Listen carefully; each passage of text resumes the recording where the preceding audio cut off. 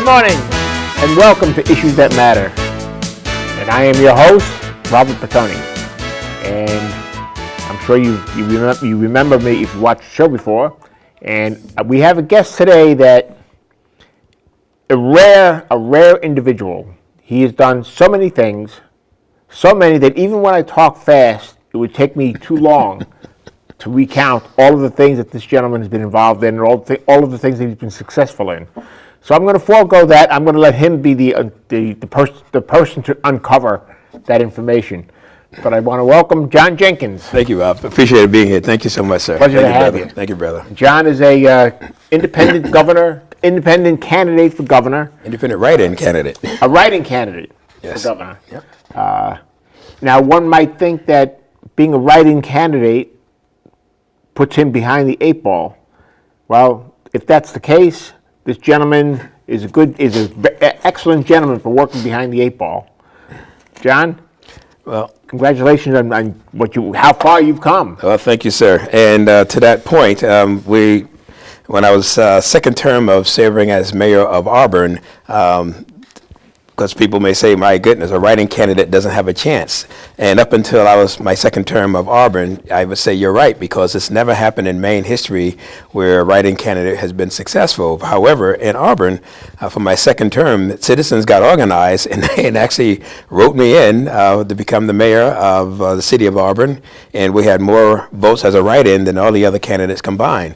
And it had less to do with me, and it had more to do with the people waking up saying, we the people literally put this guy in office because of what we had done the first term. I more than exceeded their expectations in terms of promises made and doing good things for the community. And when they saw my name not on the ballot for the second term, because I did say during the first term, I said, if I'm lucky enough to win one term, I'll do one term, because it's not a career for me. Politics is something I'm very good at, and serving the community. But again, everyone should serve any way they can and take turns. So this is not a career path, so to speak. So I'll do one term and do some things for the community in which I live, and we did. And that's when they didn't see my name on the ballot second time around, and they said, well, how can we vote for you? I said, you can't, because I'm not on the ballot. And so they figured it out, and so lo and behold. So the write-in possibility is not that remote. What I didn't understand is that people in the furthest parts of Maine witnessed that, and they're the ones who are reminding me now that they're saying, if the people of Auburn can do that, why can't we do that for the state? I'm saying, well, it's in the hands of the people now, because they now have to call their friends and family, et cetera, to at least go to our website, see what I've done. And what I say to people now, I've been doing a lot of meeting and greeting, and I'm also working as well, because I'm running on my own dime. So I don't have big money behind me, and I'm working doing seminars at schools and companies and conferences, and that's what I do for work. And we have a wonderful wellness show now called Community Wellness with JOHN Jenkins, and that's been aired on YouTube and other places, so I want to thank you guys as well. So we're doing a lot of public work already. And but at least we're asking everybody to at least look at what's been done. I know often every time I've run in the past as mayor of Lewiston, Maine State Senator, then mayor of Auburn, all of my competitors would say, if you vote for me, I will do X, Y, Z. I always said, if you vote for me, I'm going to do what I've already been doing, because you don't have any reassurance I'm going to live up to those promises made. And so, but the best predictor of future behavior is past behavior. Therefore, look at what's been done already. And because I'm already good at that, we've already achieved certain things. If that doesn't warrant your support, then nothing, beautiful words and golden statements won't, sway you. Because if my deeds have not amounted to more than my words, then, you're going to get more of what you got. And so I said, look at what I've done. And that, you don't have to take my word on it. You can see with your own eyes. So that's what's been happening. When you look at the state landscape and in the future, what do you see as the major challenges that are going to be faced in the near future in the state of Maine? And what do you see as the challenges today in the state? Near and far in the future, near and far. And we can't get to the far future if we don't address those immediate issues right now, such as I'm saying work readiness. I teach that in schools and I teach that in corporations as well. Work readiness. We have so many employers going without qualified employees. Everybody says we want high-end jobs. Well, those high-end jobs require high-end literacy, high-end skills to take those jobs. And many of our people aren't even prepared for those same jobs that are going empty right now. So we have to better prepare our people to go into those jobs, because we're also aging out of those jobs in certain industries here in the state of Maine. So work readiness is a huge, huge step. The other one is opiate addiction. Mm-hmm. And there's a lawsuit, I think, in the process and I've been in many conferences. In fact, we just hosted Maine's first statewide conference. It was televised, internet-wise, where we had sites all over the state, and I was part of the planning committee and also a presenter at that. It was called From Opiates to Opportunities for Veterans, because we have so many of our veterans, unfortunately, suffering from opiate addiction, as well as other citizens as well. And lo and behold, I didn't realize until I started hearing from the physicians who said clearly, we, the medical professionals, were told by the pharmaceuticals, this is harmless. You can prescribe as much as you want. And they're the ones who said, through their research, they said they didn't know at the time that the pharmaceutical industries were looking for places to test drive, so to speak, test out the effectiveness of the opiate drugs that they were pushing to the physicians who they... Say opiates, talk about the OxyContins. And all exactly. So unfortunately, there was physicians and medical staff who were prescribing as suggested by the pharmaceutical. But bottom line is that apparently now there's some litigation that's being formulated, and I'd be very much interested in being a part of that, because you cannot come to my home state, so to speak, Maine, and get our people addicted and then walk away with your hands up saying, oh my goodness, I'm not responsible. I'm saying, no, you have some accountability here. And so I would definitely be a part of that. But more important is just being on the proactive side, because I've been to virtually every high school in the state of Maine over these 40 some odd years as a presenter and instructor.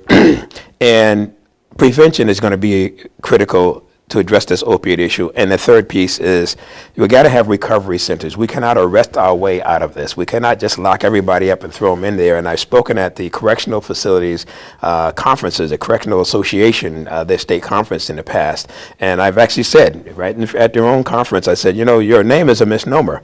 They said, oh, what do you mean? We're a correctional association. I said, yeah, but there's no correcting of the behavior that got people there in the first place. In fact, what we're really doing is warehousing human beings. We're warehousing folks. And so we need to have a restructuring of how we, again, deal with folks in incarceration, because many of them get released. And if they haven't learned new skills to counteract those old behaviors, then that door's a revolving doors. Recidivism occurs and they're back in again. And so we wind up paying for that. We as a community, we wind up paying for that. And the other component to that, and I've spoken on a national conference as well, NAMI, National Association of Mental Health folks, and I've spoken down in Maryland. I'm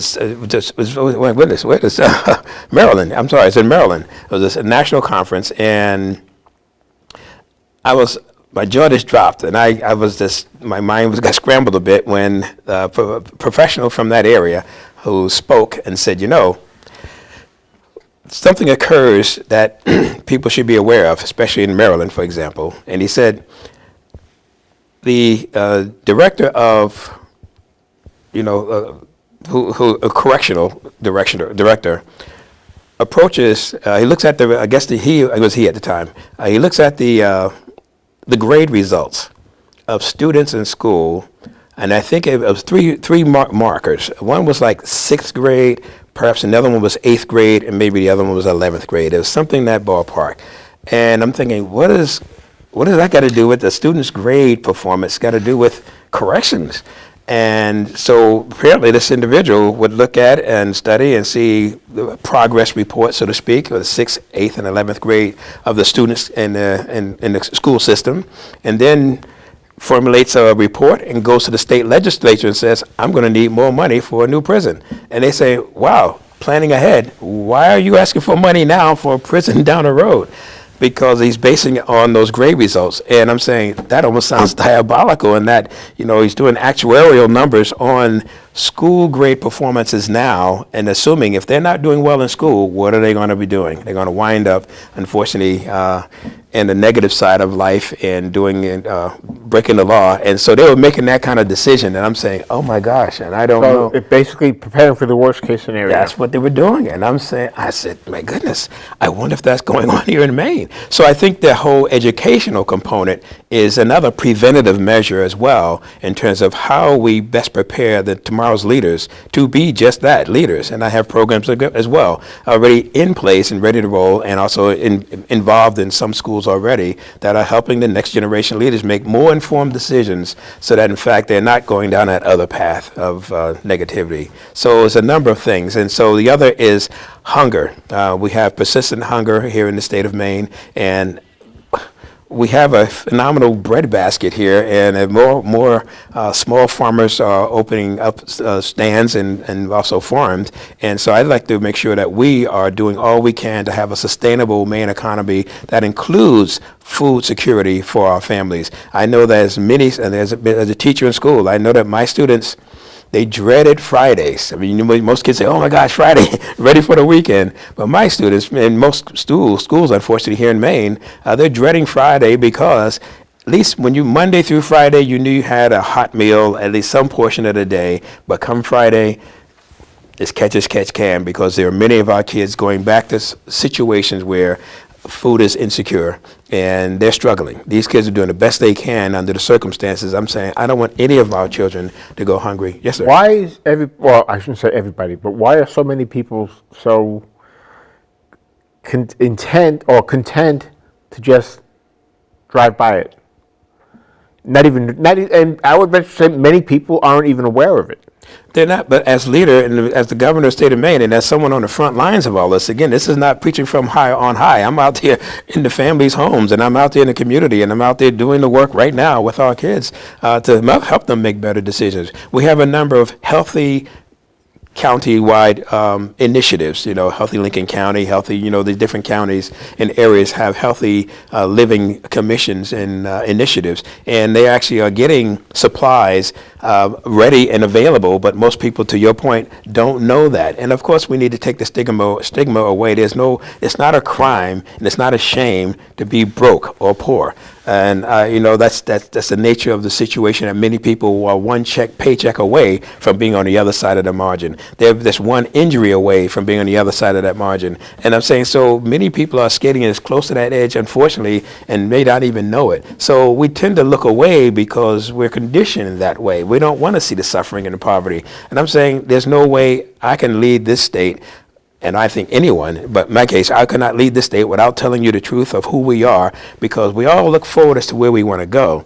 But we also need to take stock of where are we right now and what are our conditions right now. When we have about 27% are literate challenge, that's an issue. When you have almost 60% that are free and reduced lunches, which means that people are struggling financially, that's an issue. And when you have people that need work readiness skills to assume those new and high paying jobs, that's an issue, because we have to get more hands on deck, which means as well, we need to work closely with our congressional delegation, as well as with immigration as well, because, as I said, we need more hands on deck to start filling more jobs. We don't have enough Maine people to take the jobs that are there now. And I'm saying there are people, last I looked in the news, multiple millions of people are running for their lives without even a place to sleep and a place that's secure for them and their families. And I got to believe there are physicians in that group. There are teachers and the linguists and all sorts of highly skilled people in that group that are running for their lives, running from desperate situations. And I look at portions of our state where, again, as people age, we're per capita the oldest, population in the nation, et cetera. And so when people downsize or pass on, and if new people are not moving in, then what happens? We have a number of vacant homes in those areas because there's no one moving in and they're not being sold. And I'm saying, well, you sit down with a community and seeing what their plans are and have proactive discussions around which communities would self-select, saying we as a community is to survive because we're withering on the vine and we choose not to. Therefore, we're willing to work with the state and our congressional delegation and immigration to make sure that we are doing some proactive things to welcome new neighbors, new Americans here in their community. So you have those conversations on the front end rather than just grab a bunch of folks who are desperate for any opportunity to be safe, throw them into a situation they have no clue of how to deal with, and also the people who live there already having a visceral reaction like, oh my gosh, they're different from us. And there's been no proactive conversation of relationship building that has to occur. And I've spoken on a national level as well through the Catholic Charities Maine. I went to their national conference down in Washington, D.C. And I didn't say I chastised them, but I said, you folks really are, you're doing a good thing, number one, but I think you can do perhaps a better job. This is prior to any large influx of folks coming to Maine, for example. And I said, you need to have a proactive conversation to prepare the host community as well as the people who are coming in as well, because they need to have a better understanding of the other before you just say, okay, now you're there, have at it. And people tend to run with their fears as opposed with the facts. And so you can do a better job at building that conversation before you start moving folks around. And again, people have a right to live wherever they can and should be able to live safely. That's a given. But I'm saying we can do a better job at how do we make that work together as a community, as a people where we actually support each other. I tend to think that one of the things that we should be doing is we should be stop the talking about a livable wage and start talking about training a person or training yourself, reaching out to learn how to get one of those jobs that will have a higher will have a higher economic value to the employer, because to give a livable wage that exceeds the economic value to the employer is a recipe for disaster for the company. Well, people are in business for, excuse me, I'm a small business owner as well. Talk about that for a second. Yes, sir. That you're a small business owner, because Yes, I think that's important information for people to Yes, know. sir. Talk about that for a Yes, little sir. while. Well, I started a small business. Oh my goodness! Wow, I haven't got had here then. That's many moons. Wow, goodness, 1971. Lord have mercy. Anyway, wow. And you're still standing. I'm still standing. Exactly. So anyway, I had a choice. I was a student at Bates College, and into my freshman year, I had a choice. I said, geez, I can go back home. And back home was back at that time, Newark, New Jersey. And unemployment was through the roof. And they were like, lines were 4 deep, wrapped around the block looking for jobs. And I'm just a college kid and, no real skills. And I said, my goodness, I'll just be one of multiple 100,000s trying to get a job, the few jobs that were there. And I said, my goodness, that's the choice I had to make, or I could stay here at the time, Lewiston, Maine, and I had some basic martial arts skills, and I said, well, gee, I have some martial arts gymnastic skills, and so I said, well, if nothing else, I found a small little rent downtown Lewiston, and matter of fact, the library has absorbed that space. It's right on this, I guess it's called the Hartley Marsden room. That was our dojo. It was right on the 3rd floor on the corner of Pine and Lisbon Street. But anyway, that's many moons ago. And so we opened up a little martial arts school, and my skills got better, and I won a few championships along the way, and more people started joining the school. I think you're being a little bit modest. Well, I was competing against little kids anyway, so no, I'm just messing with you.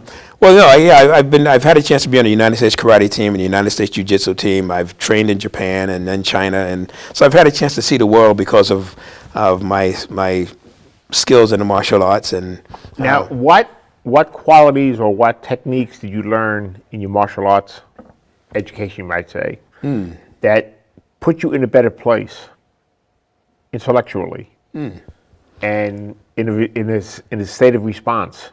How to respond differently or more productively to various situations that might arise in a person's lifestyle. Yeah, well, you tend to not, because of the training, and I gotta say, I'm not proud of the fact, unfortunately, as a youngster back in the day, I was getting in fights. I was a kid that's troubled and, just angry and chip on my shoulder and had to prove something, and didn't realize that proving it through physicality was really showing your weakness. I didn't know that at the time as a child. But as I grew and understood, I said, whoa, wait a minute, I better get rid of this chip and this attitude. And so this discipline, and there's two things that were key in my life, well, more than two, but in terms of activities, scouting and martial arts. Both taught discipline and both taught cooperation and clarity of thinking and all those sort of things, and integrity, character counts. And so those things were really tantamount in my life. I just took to both of them because of the discipline piece, I guess. And so, but discipline in martial arts definitely is about patience, and also not to take things personally because it's not about you. And so it really helps you to put your ego in check and to make the priority of what your commitment. When you say you stand on certain principles, then that's your priority, not on, well, I don't like you and you don't go along with me 100% on everything. Who cares? I mean, the point is, it's not about you and what you think or feel. It's about what you've promised and what your principles are that you've put out there, and you got to honor that, honor your word. And so those are the things that really were just core to those two disciplines. So when I'm training in the martial arts, and I was living in Japan with this grand master in the martial arts, he's the grand master, so you always turn to sensei first. And for example, when he sat down, you didn't sit down before the sensei, so you learned you wait until sensei sat down, and then you didn't start drinking tea or anything until the sensei picked up a cup. And you said, because you're always watching, so you're not like, well, I'm here and I'm equal and we're gonna, no, you are always mindful of sensei. There is a pecking order. Oh, absolutely. And there's a respect there as well. And I'm thinking, wow, wouldn't that be kind of interesting that if we adopted it? And some people still do that in their own families. If Meme and Pepe sit down, and you give them a chance to sit down first because they paid their dues. When Meme and Pepe, if they come down and want to have a meal, you wait until they get ready to get served first. You don't say, well, I'm here at the table first, therefore I'm going to get a chair and start eating. So no. Let's don't get me started. I get excited. So those are some of the things. Those are some of the things. You make my job easy. Oh yeah. So. But let's step back and look at the future. Yes, sir. And let's picture your first day. You win. Yes, sir. You win the governorship. Yes, sir. Now you're in the state house as the governor. Yep. What are you going to do? Day one, I'd meet with all the employees because we have some phenomenal people that just go unrecognized, and they get I don't want to say dumped on a lot, but they're kind of underappreciated. And we're some phenomenal people that work for our state. And that's the first thing I did when I was mayor, is you thank the people who make this stuff work. It's not about the person who's sitting in the top office. No, it's the people who are doing the work, the everyday work. That's the grunt work. We're the ones that are behind the scenes, that are doing a lot of the heavy lifting, and they're taking the brunt of it all as well. And they want to know that there's someone in the Blaine House that backs them up and stands behind them and supports them, because they are the face and the handshake of the state of Maine. Just as the people who run the city halls and the municipal halls, they're the handshake and the face of your town government. So the more you can support them and support their efforts in professionalism and integrity, and know that you support their qualifications and the qualities of what they bring to the table, man, they can't do enough for you. And I'm thinking this is a good thing. And so I'd be first thing meeting with all of our employees to talk about how we're going to proceed forward. I've already had some meetings already as a professional presenter, not because as a candidate, as a professional presenter.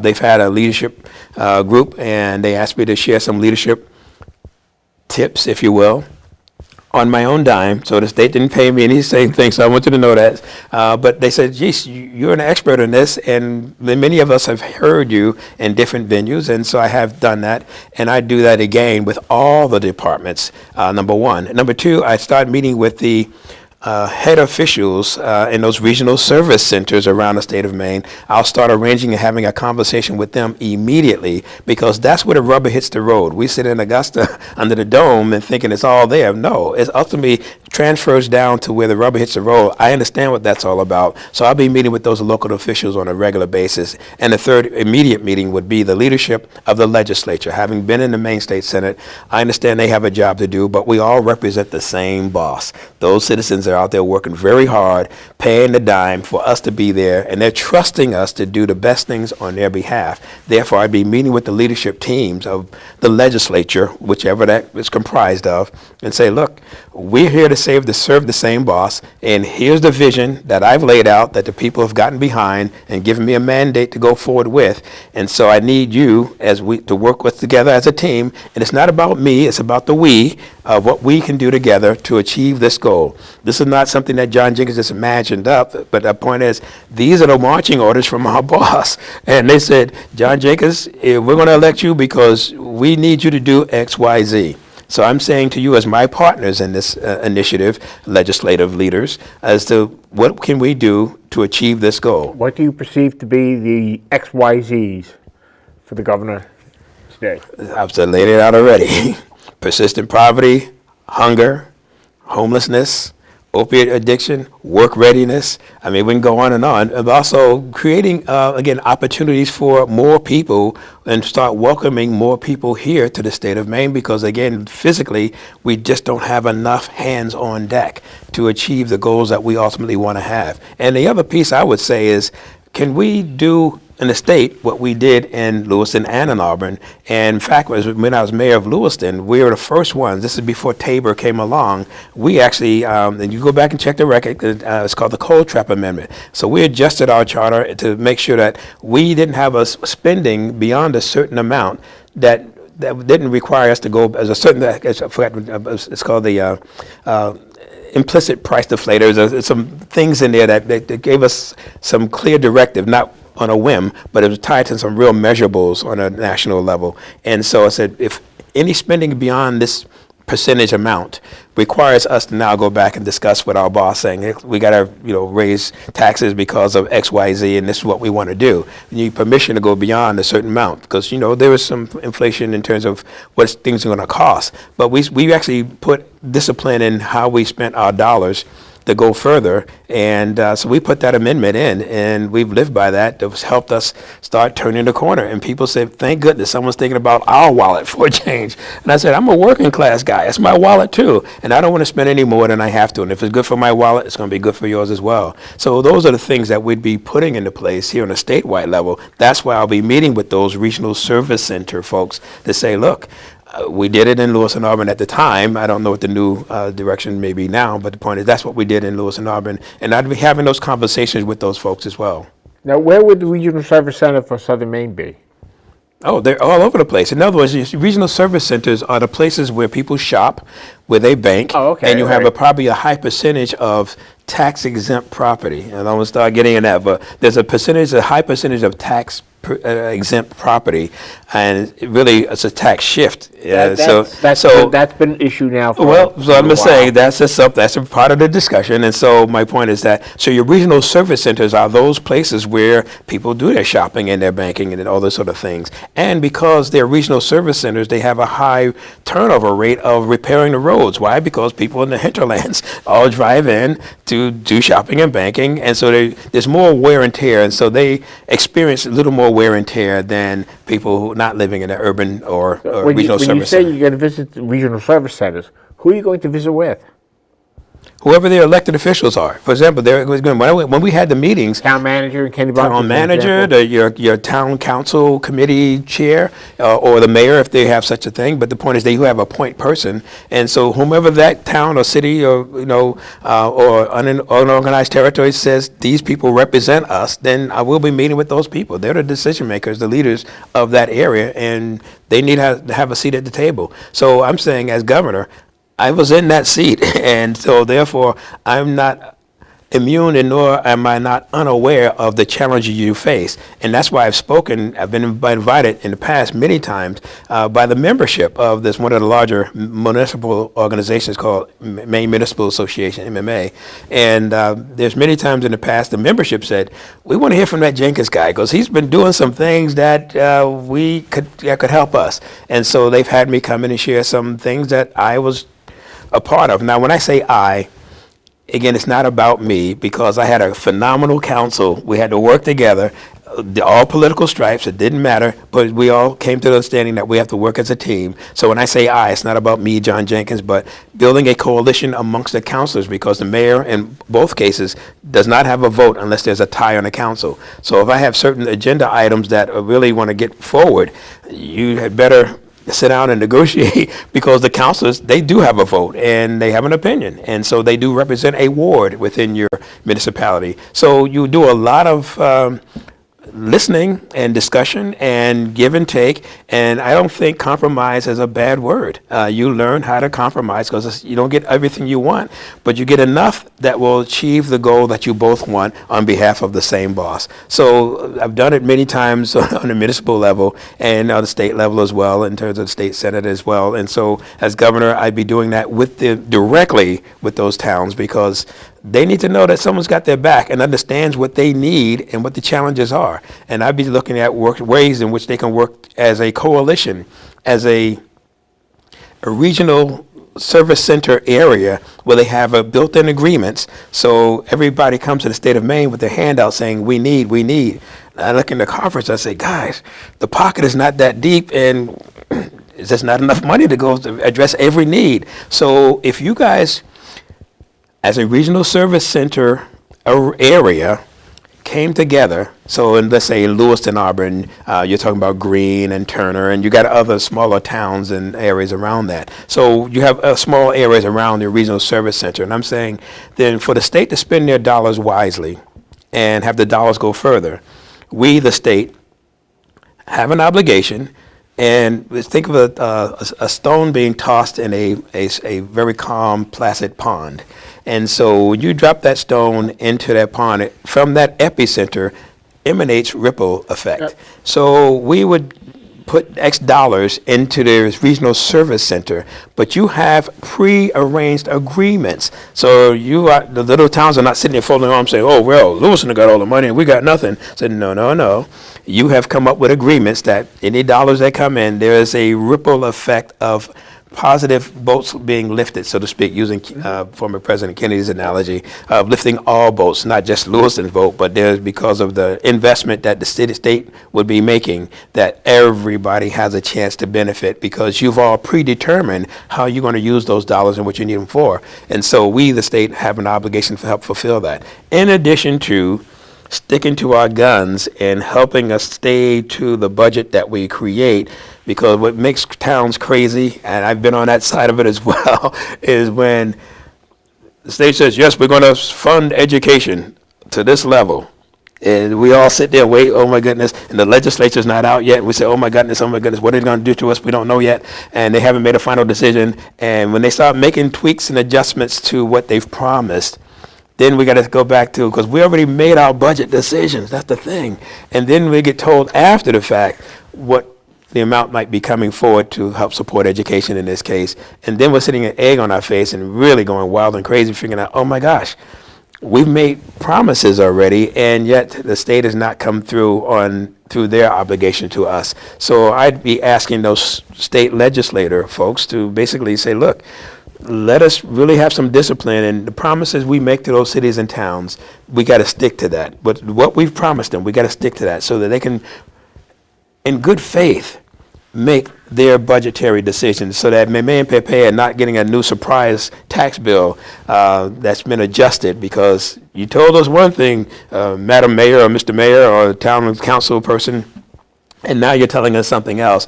We don't trust you politicians. You say one thing, then do something else, and saying, no, we need to be consistent in our word and in our works. And so I'd be asking working as very hard as we can to make sure we stick to what we've promised. And so I think it's doable, but you need to have leadership and not make it a contentious sort of thing where, there's normal back and forth. That's part of the democracy. That's great. But there need not be a contentious effect where it's us versus them, or the governor versus the legislature, and it's enough. It's tough enough as it is. We need to start finding a way to not so much have a kumbaya moment, but having a let's cooperate with each other moment where we work for the same boss, and that's the bottom line. And if you're a legislator, you're saying, well, no matter what, because he's not of my party, I'm going to fight this guy. And I'm saying, well, I'm going to have a report card. I'm going to have all my state employees going to have a report card. And guess what? You can do that, and that's okay. I'm not here to beat you up because you got elected just like I did. That's fine. However, when I go back to your community and I'm saying, Community X, this is what you asked me to do. And as your governor, here's what I'm doing. Now, here are the people that are really helping to move this forward. Is your person's name on that list? The person, your representative on that list? I'm just asking. And you're going to have to answer to the people who put you in office. So if you want to play the political game, because that goes on, saying it's my party first before the people, I said no. We need to get beyond that. I mean, to some degree, you're obligated because your party put you there, and I understand that. So it's not rocket science. However, when we have some really critical issues on the line where contracts have been promised and we're doing a little political game back and forth, I'm saying, no, we cannot do that. When lives are in the balance because monies have to be paid to healthcare providers, et cetera, that's been promised, that serve and keep alive Meme and Pepe and our citizens. Now that touches on one of my everything. concerns Yes, sir. in regard to Medicaid expansion. Back when we had it once before, it was a disaster. We did not pay the hospitals. The hospitals ended up not until Governor LePage became governor, and that was one of his priorities to get the hospitals paid. Had that not happened, had he not done that, we'd probably still owe the hospitals a lot of money. And I think I personally think that was a great thing to get the hospitals paid. And I think the hospitals now are saying, my goodness, they have other concerns, to say the least. And so I'd definitely say that was a good thing. And you got to pay your bills, basically, get those out of the way. And that's where the gamesmanship, unfortunately, happens into politics, where it's party before the people, and that where were those monies distributed to? And they were distributed to other than paying those hospitals. And basically, it doesn't take rocket science to go back and see where those monies were applied, where they should have been applied to the hospitals. And so I say you pay your bills first. You pay the most critical bills first, and hospitals definitely, and any other services that are, again, keeping our communities buoyant and keeping our people alive. But you can't keep adding on a whole lot of new programming, which costs money. It's got to come from somewhere. And if you have a fixed amount or a limited amount, if you will, there's not a lot of free money floating around in the State House, and nor is it in most communities as well. Then you got to be committed and disciplined to apply those monies where they are going to do the most effect and where you actually already have obligations to fulfill. And so I definitely say, and so hospitals are one and schools are the other. Medicaid expansion in the state of Maine is still an issue. Yes, there was a citizens' initiative that the citizens said, we want Medicaid expansion. Who do you see as being the sector of government that is primarily responsible for developing the budget for Medicaid expansion? Or developing the system for Medicaid expansion? Is it the governor's responsibility to do that, or is it the state legislature's responsibility? That's where the teamwork comes in. It's no one person is going to. I like to say I know all, and can see all, and do all.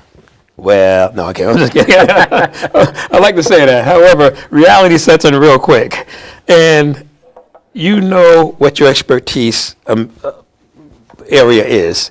And that's enhanced when other opinions and ideas come to the table, but they have to be invited in and not be slapped around, but you have to be invited in as equals. And you're going to, because we're all committed to the same goal of ultimately, we got to walk out of this room with something that works for Meme and Pepe, who put us in this room to work on their behalf. They're busy working their tail off and keep a roof over their head. They're busy trying to keep their lives going. And they're saying, look, I'm trusting you to take care of the stuff we don't have time for because we're busy trying to make a living and keep a roof over our head. So when we get to Augusta, we cannot forget who put us there, number one. And so basically, I won't say I locked the door, but it's going to, in the sense that we're going to close that door. And so the governor, myself, as well as the legislative team, but also I'll have our medical professionals and our insurance industry as well, all sitting at the same table. And I said, we're not leaving until we can do it, because we have some brilliant minds. We have some brilliant organizations. We have some brilliant professionals here in the state of Maine. And I'm saying, my gosh, all they have to do is be invited and be welcomed and have their ideas heard and considered seriously. And I'm saying, my goodness, the answer is really staring in front of us, but we get caught up in our little fiefdoms and our dedication to our small little gathering of supporters, and we alienate the other. And I'm saying, guys, we really have to break down those little emotional walls that we seem to put up between each other. And so, yes, the governor's going to play a key role, myself, having an insurance background as well, and other areas. But that's limited in terms of coming up with a final solution. I'll be a key player in that, absolutely. The legislature has a say, and because they know their areas that they represent more than anyone else. Representative from Washington County, they know Washington County intimately, other than someone from, let's say, Sagadahoc or Somerset. They know their area intimately and what is needed, and so they're going to bring that idea. We're going to make sure that's a part of that discussion. We tend to focus on the larger urban areas and, Lewis and Auburn, et cetera.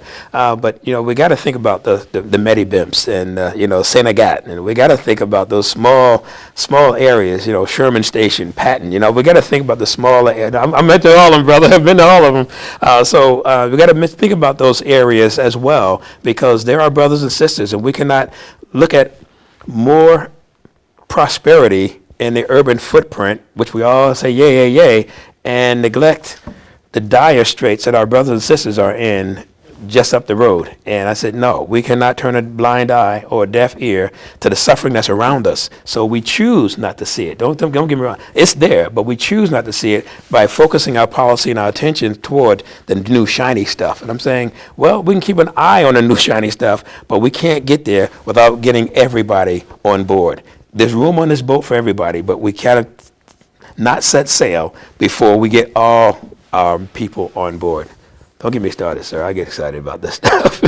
Don't get me started. No, like you said. I think you've already started. Well, I'm just, again, I guess I've seen a lot and have experienced a lot, and we've had some difficult conversations, and it's not for the squeamish, and so that's okay. That's what compels me to continue going forward. And even when the experts say, oh, you don't have a chance, no one's ever going to write you in, and you're just a spoiler. I said, well, they said the same thing to Jim Longley, who was our first independent governor. And they said the same thing to Angus King, who was our second independent governor. And now they're saying the same thing to JOHN JENKINS, who's going to be a third independent governor. So I said, I've been counted out before. I mean, I'd get to be world champion because it was an easy skate in. No, you had to literally fight. You got to fight your way to the finals, Jack. And so I said, look, I don't scare easily. It's okay. It's all right. I can take a punch, and but you gotta stay focused. You gotta stay in the game, and that's where that discipline comes from. That training in the martial arts, etc. No matter how difficult it gets, you gotta stay in it to win it. Look at Lewiston, the city of Lewiston today. It's got a significant immigration problem. How so? Well, isn't there violence up in Lewiston these days? I don't live up there. I just read about it, and there were incidents of violence in Lewiston related to the immigration population. Well, I guess if you don't, this is big picture. No, I got that. I understand that picture. Being from Lewiston, there's always been violence in Lewiston. So if you're saying because it was really violent because of black people involved, that's a different story. But I'm saying, hang on, let me finish now. However, we had, and of course I worked many years with Maine Criminal Justice Academy, so I have a strong commitment, and again, more than 30 years, a strong commitment to the well-being and safety of the people who put on a uniform to keep us safe. I'm saying that to say, we've had people die in the line of duty. Mm-hmm. Had a sheriff most recently, yep, and whose lives are at risk. But no one says there's a violence problem when that person gets murdered in this other community. So I'm just saying it's no more of a different problem than it's ever been anywhere else in terms of if there's color of the hand that commits the crime. I'm not. No, I'm just saying. But I'm just saying. I don't see a difference in terms of violence. In terms of my goodness, we used to have knockdown, drag out brawls in Kennedy Park back in the day. This is before any new immigrants came in. So I remember the days, if you will. I remember the Old Port in Portland, and it was rough times. And so I haven't forgotten that. And so where there are Where people, are they going to be knuckleheads who are going to do bad stuff? Absolutely. I don't care what color they are, and it doesn't matter. There's going to be knuckleheads going to do bad stuff. And we should lay the law on them, and no cutting the strings, no short circuit anything. You've done the crime, you got to do the time, and these are the penalties for which you have to pay for doing X, Y, Z. The fact that there are some knuckleheads of different color hues that are creating problems, same thing happens. We got to put them away, and we got to address that. We just can't allow. Oh, well, the law is supposedly colorblind. Therefore, I don't care what color the hand is that committed this crime. Here is the penalty. Period. End of story. So, is there a problem with crime, if you will, in communities all over the state of Maine? Yes. Some of it's from drugs and opiate issues, if you will, and some of it because some people just decide, I'm going to be a knucklehead and take from somebody else that which they've earned. And I'm saying, no, that is wrong as well. And so I don't see it, I see it as slightly different. It's saying it's no worse of a problem in the sense that there has been incidents in the past where people have been harmed, and I'm saying that's terrible, number one, and number two, the people who perpetrated the crime, the full weight of the law needs to quickly be laid upon them, period. And so that there are, again, new immigrants, and some will decide, well, I'm going to act out. Well, doesn't matter where you're from, you're here now, and the law is the law is a law, and it applies to everyone equally. And so that's where I would be standing. I don't know if that's answering your question, but I don't see it's now, whoa, really big problem now versus any other time there's been incidents where there have been big problems in the past. Well, you've addressed my question. Okay. But I don't know that. Yes, I don't know that there isn't a. In fact, I do know that there is no simple answer.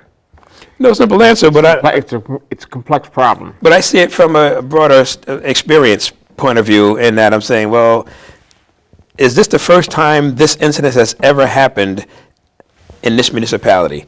But then you say, if you're looking at it more short term, you say, oh yeah, it's the first time it's happened this month. Okay, let's go back a little further. And as you step back, you say, whoa, well, wait a minute. There's been some other times, man, it's been some other things going on. Some other things going on that rival this. And so. Well, okay, so you said some other things going on. Oh, there's been in the past, like I said, there have been times where there was I witnessed some all out brawls and I just say, oh my, it's crazy stuff. Again, people get that liquid courage and they want to get out and act out, and again, that's wrong. But again, people got hurt, and so I want to belabor the point that yes, there are problems in communities where crime does occur, and the fact that women get murdered here in our state of Maine, that's a bad thing. And I say we gotta better train our young men and women in how to respect equally each other and what their expectations are. I teach these sort of things in our schools now, so that women are not property. So these are the things that need to be ingrained, so that we don't have to have more shelters created for families running for their safety. And I'm saying, my goodness, we got to do a better job at raising tomorrow's leaders, boys and girls. I think what is part of the issue, if you will, is that they're coming from a different culture. And there are cultures in this world where women are considered property. And when they come here, that's not our culture. That's correct. How do you go about, in a effective fashion, changing a person's culture when they have no real desire to assimilate into our society? Well, let's say it's my culture. I'm just throwing this out as an example. It's my culture to, before I sit down to eat. Now you invite me to your home, and before I sit down to eat, this is gonna sound crazy, I'm sure. So I take off my shoes and put my feet on the table first, and just to air them out, a little bit. Yep. And you may say, "Whoa, Jenkins, you we don't do that here, you know. So I learned the rules of how you behave and what you expect before before you invite me to dinner. I don't assume the head chair. You know, if I want to be invited back again, you don't do that. You wait until you get asked to sit down, and so you learn how do you use the fork and knife, etc. Which is first. I mean, the whole etiquette thing. So there are rules. But now you're speaking from a perspective of the person that you're talking about wants to assimilate. And if they want to assimilate, our society will be very welcoming to most. And most people will be welcoming to have them come into our society. Where I think that there's a block is that the people that are coming over here, they don't want to assimilate. They want to bring their culture to our country. And they want to have our country adjust to them. We are a nation of laws.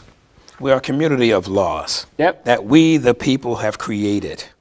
Those laws affect every one of us supposedly equally. Agreed. So that's the template. No matter where you are from, on terra firma, anywhere in the world, when you come to this house, these are the rules. Now, if there's an organization that's critical and helpful to get you here, and we're saying, yes, okay, great, that's good, we need more hands on deck, etc., then it's incumbent upon that organization, which is why I spoke at the national conference at Catholic Charities, to prepare them to know the rules of engagement, of how the rules by which these people live. This is the house in which they've built and the rules by which they live. And if you're going here, this is what they do and what they expect. Now, if you do other than that, that's called breaking the law. And there's penalties, and they need to know that as well. So that's why I said back in our conversation, there needs to be a better job of preparing both, especially the folks who are coming, because they have a right as human beings to live safely. I say absolutely yes. Agreed. And do we, as caring, compassionate people, my gosh, I don't know anyone any more compassionate than Americans when people are in crisis around the world. My gosh, we can't reach deep enough. Even if it's our last quarter, we can't help enough people struggling. And we go out of our way. From the military and other people who try to do the best they can to help folks who are suffering. No bearing on our immediate need, but we're people suffering. We go out of our way. Then how do we bring that compassion back home to welcome new neighbors? And you do that by having those proactive conversations. So when you say people are coming here to change, they can only change unless they got in office and became policymakers, and then the laws begin to change. But other than that, no, we don't change the laws except by due process. And that due process is you go run for office and you get in a legislative body, and is there enough people who agree with that thought, then laws, well, my goodness, the fact that I can sit here and chat with you now, thank God there are certain laws that were eliminated because enough Americans in legislative positions said, this is not right. We should not take people of a darker hue and condemn them to this lifestyle as chattel. And I said, so laws have changed already in this country by a consensus of the people. And I'm saying, so this is by the laws by which we live. And might there be tweaks as we go forward? There probably will. I mean, there was a law back in the day, United Kingdom, where you couldn't beat a woman with a stick bigger than your thumb. Not the fact that you could still beat a woman. I'm saying this is crazy. So they said, no, we got to get rid of that law. This is not permissible. So laws change as society adjusts and say, want to make it more equal, more civil with each other. And so laws do change. When an agreement has been aired and they say, oh my gosh, we didn't realize that law permitted X, Y, Z to happen. And so therefore then conversations happen, there's a due process, and that law gets changed. So I'm saying the laws have changed from day one of the start of this country to where we are now. That's been part of the process, but it's a due process, not because who's here now, let's make the new rule. No, it's not that simple. It does not happen overnight. And I'm glad it doesn't. I'm glad it doesn't, because we have to really think this through as to what this means. That's one of the reasons why the founders, when they wrote the Constitution, they put an amendment process in place so that you can change the Constitution. You can, but it's not an easy process. They purposely made it a difficult thing to do. So I hear your concern of when you said the word, and maybe if I'm paraphrasing, just tell me, correct me now. But if you say, well, they want to come here and change our rules and our laws, and I'm saying, I don't know who the they are, number one, but anyone can come to your house and say, well, you should do this and you should do that. You should paint it this way and you should do it. You say, well, you can say what you want, but it's your house. Well, and also in my mind is what I read about what's happening over in Europe, which people are trying to implement Sharia law. Well, people try a lot of things, and I just say, but they're creating violence in their attempt to create Sharia law. well, I don't live in Europe. I can read and see what's in the news, but I don't live there. I live here, and I know the laws that we have on the books. They're working for us, and these are the laws that I will stand behind 100%.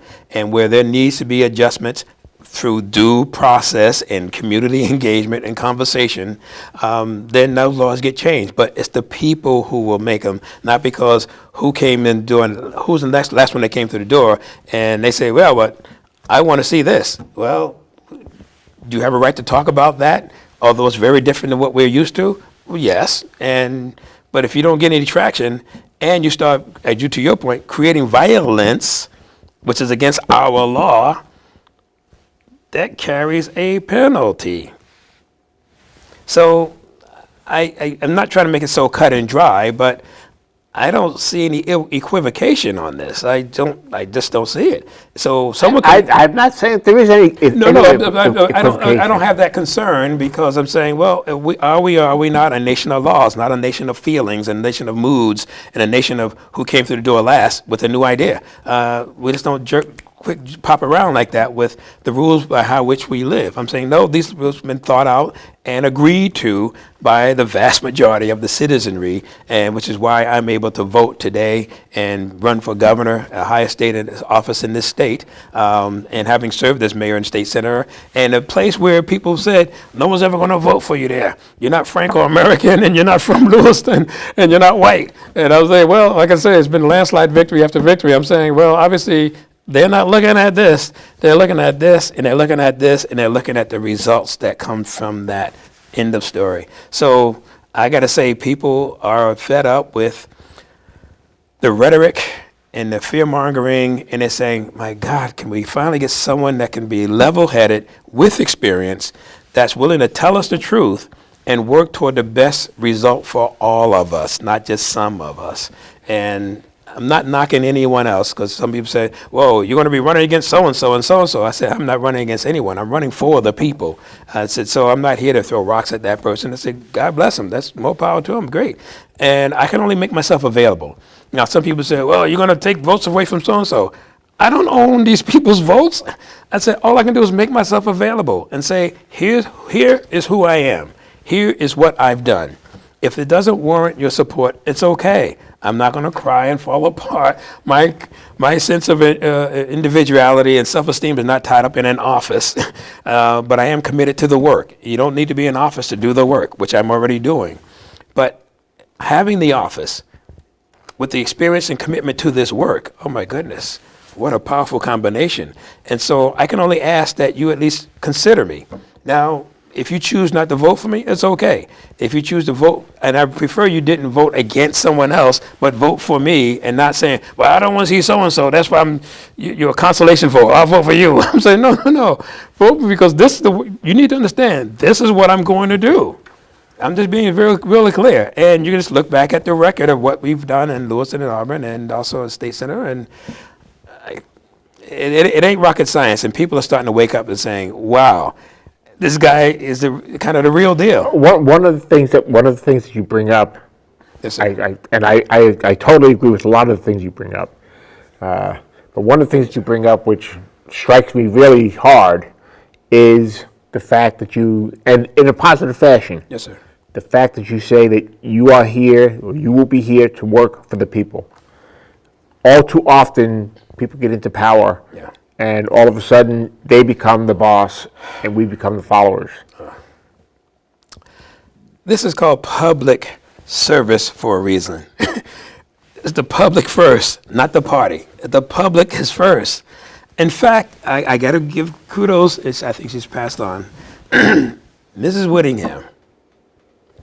She's one of the seniors in my area where I had my little business at the time. And one day, and she's the one who got this whole thing started. It's her fault. I got to blame her.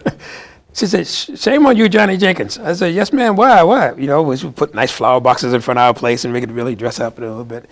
And she said, you ought to run for mayor. I'm saying, mayor, what? I'm not a politician. I teach in school. I got a small business. What do I know about politics? I vote, but... She said, you're doing all the things a leader should be doing for a community. You're raising money.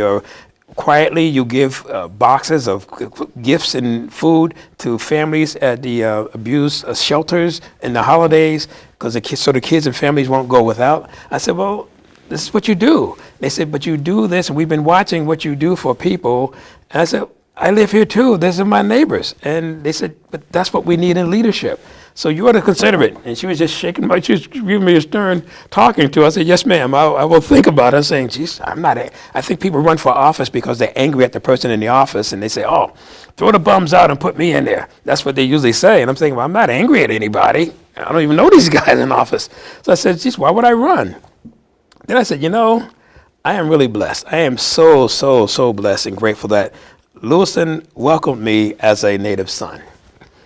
Coming from away, they welcomed me with open arms, and not all, but most of them open arms. So I said, I am grateful because Lewiston and a lot of people beyond sent me to Japan for the World Championships and did a lot of things to help my career go forward. And I'm saying, I would like to say thank you and give back. And so I ran, and obviously the rest is history. We kept winning and doing things. But point is, I never forgot the people. And that's what she said as well. She said, when you get in office, it's the people before the party. She said this way back then. She said, don't forget who you work for. I said, and she's the kind of person she'll be in your office, right? There's something else that I can't forget. Yes, sir. And that is that we're up against the clock. Oh, okay. I'm sorry. I get carried away. That's all right. That's all right. I'm sorry. It's already up, man. It was a pleasure to have you on the show again. Thank you, sir, brother. And let me come back. I want you to come back. I'd like to talk about. And I maybe someday you'll invite me to your show. Oh, God, let me, yes, Community Wellness with John Jenkins, absolutely. We only got one in the cake. I'm working on trying to get more lined up now. So, but yeah, John, thank you, brother. Thank you, sir. Thank you, man. Thank you very much for showing up and for being here. My pleasure. And for having such a lively conversation. Thank you, sir. And folks, that's a wrap. Enjoy the day. God bless. Bye-bye.